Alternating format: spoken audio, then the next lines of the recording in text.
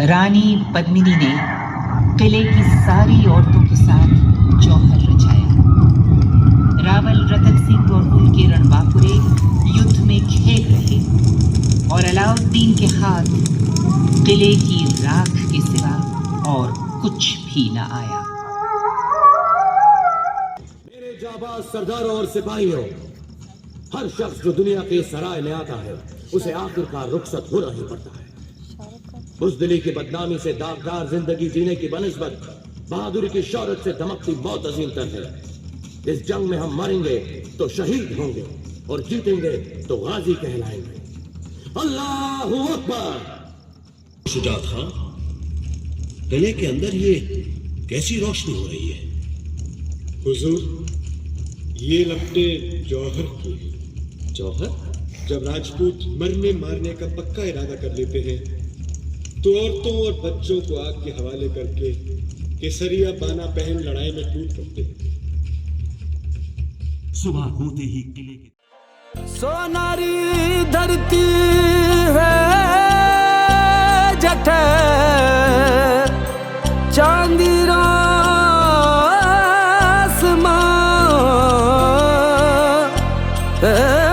रंग रंगीला रस भरो। Hello everyone, welcome back to your channel digital Kushwahas. आज के इस वीडियो में आप देखेंगे चित्तौड़गढ़ का शानदार लाइट एंड साउंड शो।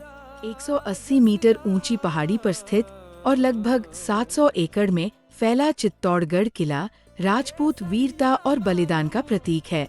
माना जाता है कि इसका निर्माण 7वीं शताब्दी में मौर्यों द्वारा किया गया था। इस किले ने अनगिनत कहानियां देखी हैं। जैसे ही हम इसके प्राचीन द्वारों से गुजरते हैं, किला अपनी समृद्ध इतिहास को प्रकट करता है। रानी पद्मिनी के अडिग सम्मान की कहानियों से लेकर गोरा और बादल जैसे योद्धाओं की वीरता तक।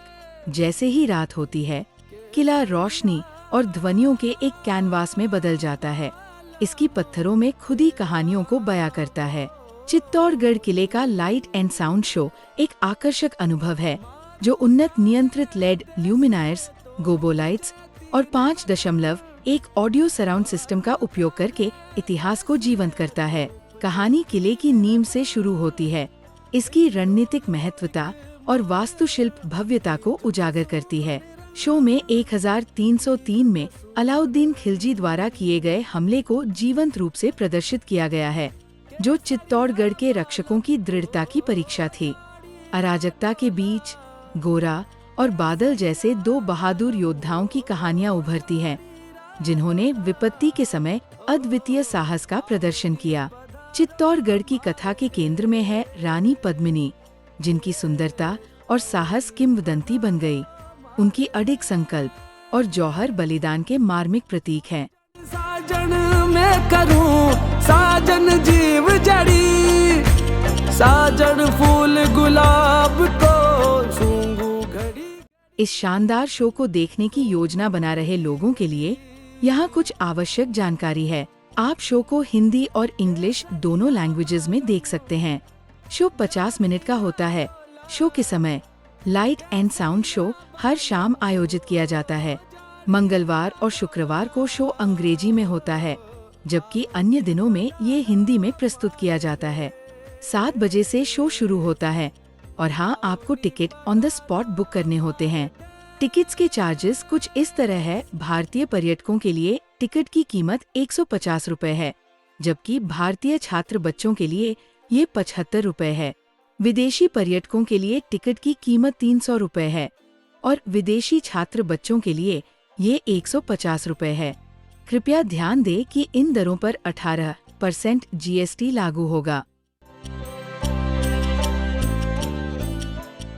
आइए अब बढ़ते हैं लाइट एंड साउंड शो की ओर और देखते हैं शो के कुछ महत्वपूर्ण भाग।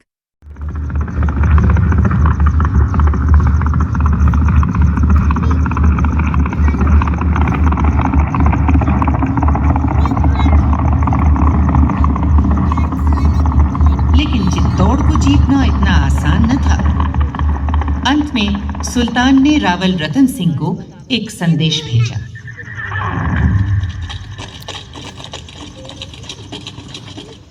हमें हमें बताया गया है कि तुम सुल्तान अलाउद्दीन का कोई संदेश लाए हो। जी रावल साहब, हमारे सुल्तान को इस बात पर बेहद अफसोस है कि दोनों ही तरफ के सिपाही नाहक हलाक हो रहे हैं। इसलिए सिकंदर सानी आफ्ताब जमा सुल्तान अलाउद्दीन ने पैगाम भेजा है कि वो अपने चंद अहलकारों के साथ बातचीत के लिए आपके किले में आने की ख्वाहिश रखते हैं। रतन सिंह मान गए। हमें अपना मुरीद बना लिया है रावल साहब।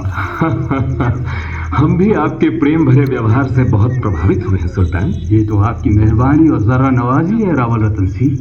आपकी शान और शौकत और खातिरदारी ने हमें जीत लिया है। अब हम इजाजत चाहते हैं। आइए दरवाजे के बाहर तक आकर हमें रुखसत कीजिए। ये तो हमारा कर्तव्य है सुल्तान। चलिए लीजिए, हम किले के बाहर तक आ गए हैं। आपका डेरा भी सामने है। अब हमें विदा दीजिए। हम विदा देने नहीं, विदा कराने आए हैं रावल रतन सिंह। सिपाहियों, गिरफ्तार कर लो रावल साहब को और ले चलो हमारी छावनी में।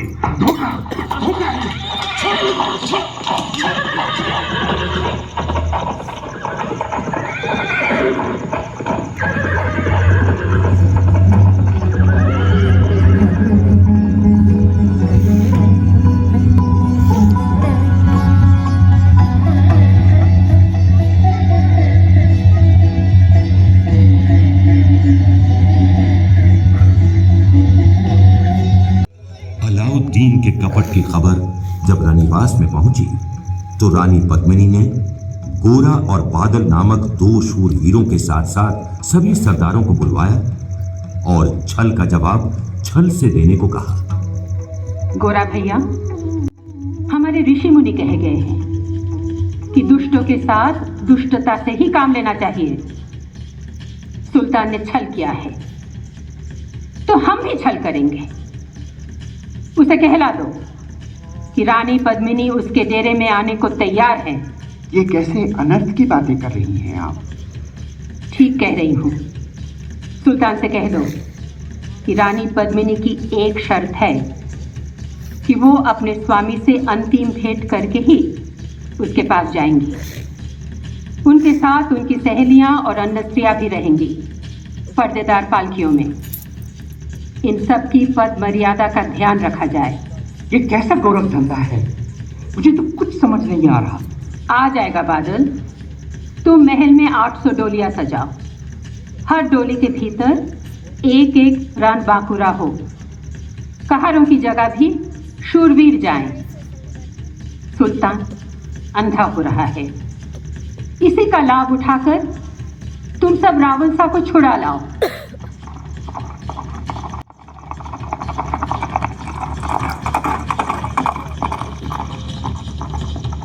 गोरा और बादल ने इसी चाल से काम लेकर रावल रतन सिंह को छुड़ा लिया। जब तक अलाउद्दीन को पता चलता, रावल रतन सिंह बादल के साथ दुर्ग के भीतर पहुंच चुके थे। पीछे की कमान गोरा ने संभाली। भारी मार काट शुरू हो गई।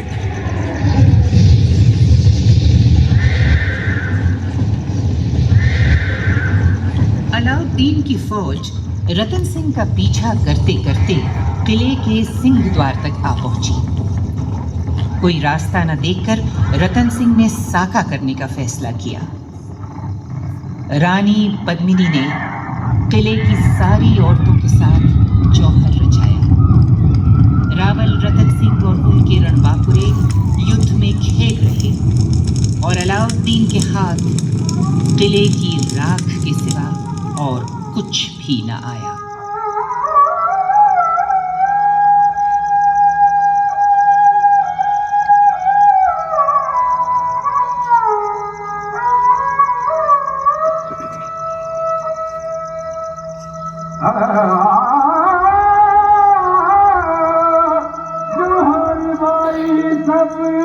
लाइट एंड साउंड शो न केवल मनोरंजन करता है बल्कि शिक्षित भी करता है, ensuring that चित्तौड़गढ़ के नायकों की विरासत पीढ़ियों तक पहुंचती रहे।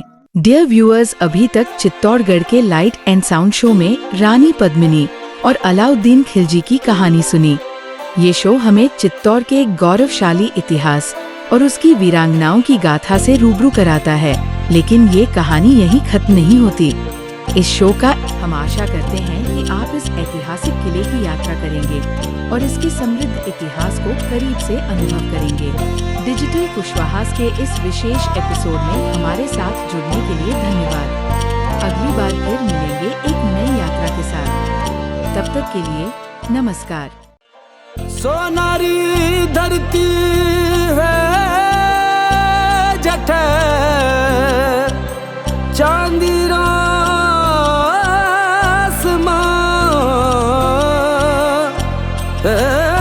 रंग रंगीला रस भरियो मारो प्यारा राजस्थान प्यारो राजस्थान